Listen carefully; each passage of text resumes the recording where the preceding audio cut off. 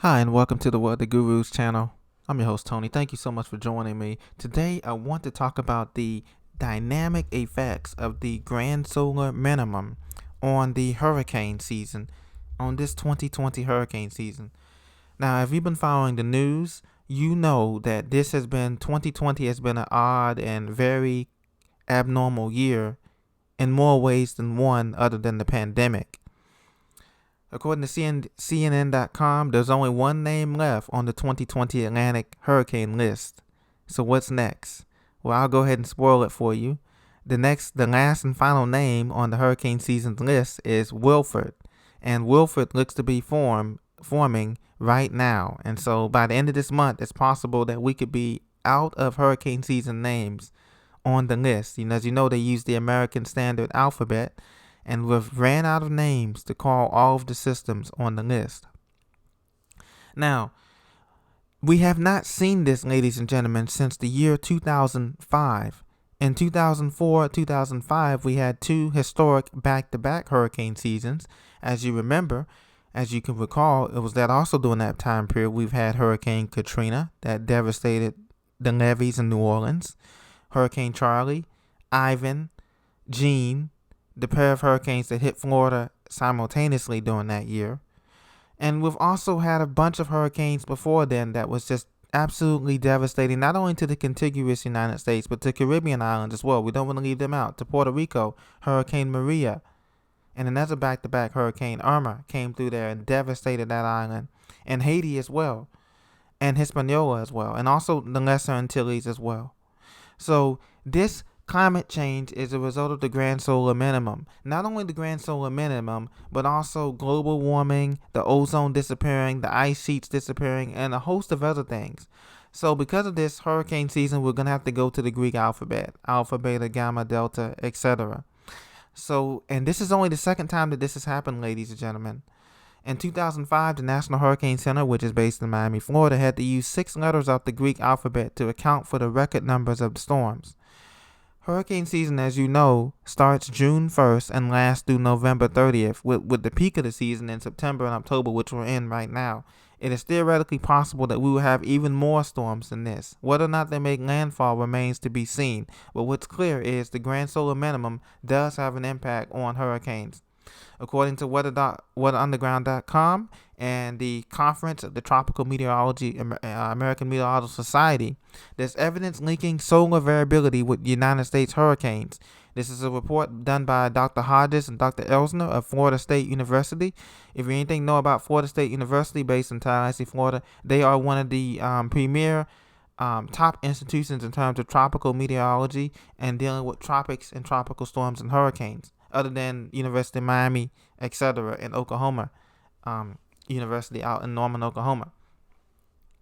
So during this time, even the sunspot, it's found that they showed the probability of 3 or more hurricanes hitting the United States during the hurricane season with warmer than average sea surface temperatures, what we have right now, increases dramatically during minima in the 11-year sunspot cycle. This is actual research. The odds increase from 20 to 40% for years when the sunspot activity is lower is in the lower 25% of the sunspot cycle, according to the upper 25% of the cycle. Near the peak of the sunspot cycle, the odds of at least one hurricane hitting the U.S. are just 25%. But at solar minimum, the grand solar minimum, which we're at right now, ladies and gentlemen, the odds increase sharply to 64%. Have we not seen that this year? Look at the landfalling hurricanes. Now, regardless of their strength and intensity, this newest one that they have out that's going to make landfall, I believe, this week is Hurricane Sally. But Sally up here, the Hurricane Center is being a little generous, and the Weather Channel did note it too, with 85-mile-an-hour winds, Category 1. It's really around 70 miles an hour type of Category 1. But regardless, it's a hurricane, and it will be making landfall on the Gulf Coast somewhere east or near Mobile, Alabama. Okay? So because of that, and we already had Laura make landfall, so we've already had 2 landfalling hurricanes, not counting the ones earlier from before. We've had 3 or 4 landfalling hurricanes already this year, not counting Hannah that hit Texas, Corpus Christi, remember that, earlier this year. So we've already had 4 landfalling hurricanes. The odds increased 60%. So we've already had 70% of landfalling hurricanes this year hit the United States. So this is spot on. Now, the relatively small change causes just zero point 0.1 degrees Celsius change in Earth's mean surface temperature between the peak of the 11-year sunspot cycle, high solar activity, and the minimum of the sunspot cycle, where we're at now. However, variation in radiation between the extremity of the solar cycle can be 10% or more of the UV range. Wow. So, here we go, ladies and gentlemen.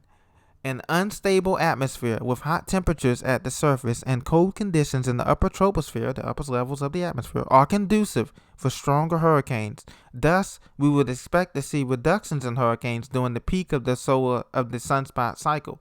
But we, ladies and gentlemen, are in the minimum period of the sunspot cycle, and thus we're going to see an increase in hurricanes. So next year, 2021, get ready for a more busy hurricane season and an even busier fire season. Look at this, folks. CNNweather.com.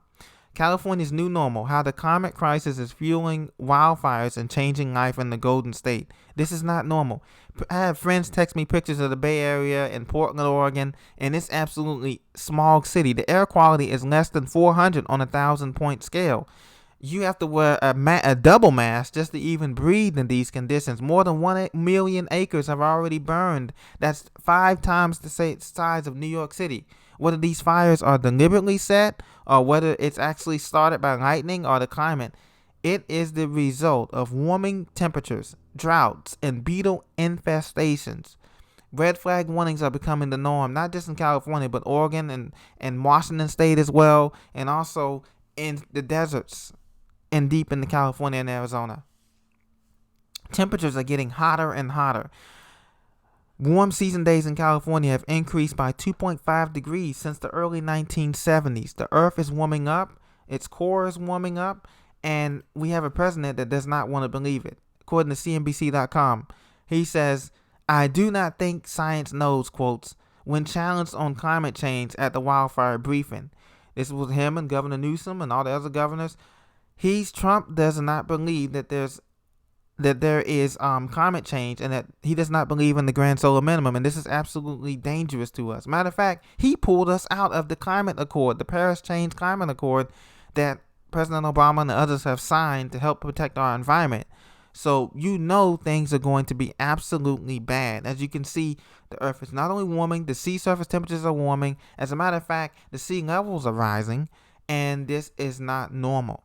Now, one thing to look out for as a result of this grand solar minimum thing that I want to mention to you too as well, folks, in terms of hurricanes, is not only are we getting stronger hurricanes, not only are hurricanes going to become more frequent for the next 5-year period that we're entering in from 2020 to 2025, but we're also going to see more severe weather, more tornadoes, more lightning storms, more floods, flash floods happening in places that normally it doesn't happen like that.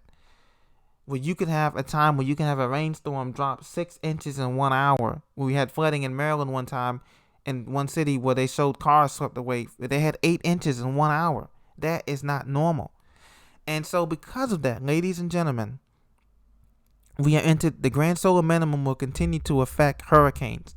And we will have more hurricanes next year than we had this year. Now, not all of them are going to make landfall in the United States, obviously.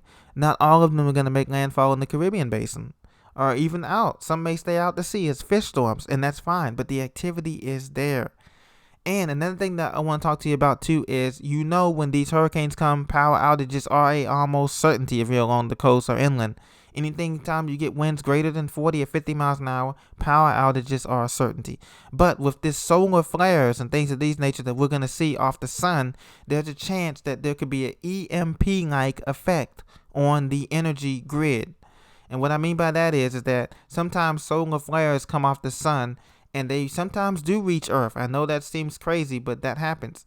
If we get a solar flare next year and it flares off like an EMP, electromagnetic pulse type of thing, then that can disrupt communications on Earth. That can also disrupt power. So we can have brownouts and things of those natures where we have hours and hours without power. So it's important that you get prepared for that. Start using solar energy.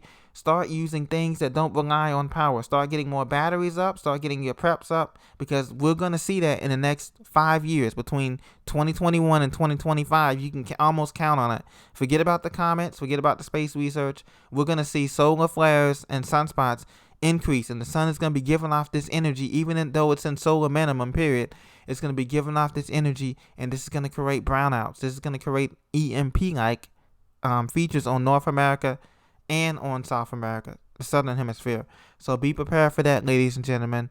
This has been your report today, the Weather Guru, on the Grand Solar Minimum, on its impact on hurricanes. If you have any questions or concerns, please leave them down below, and I get back with you with actual data. Please make sure you subscribe to the Weather Guru. We're the official. We give you the 100% truth on climate change and its relativity relevance for today's living. Thank you very much. Have a great day.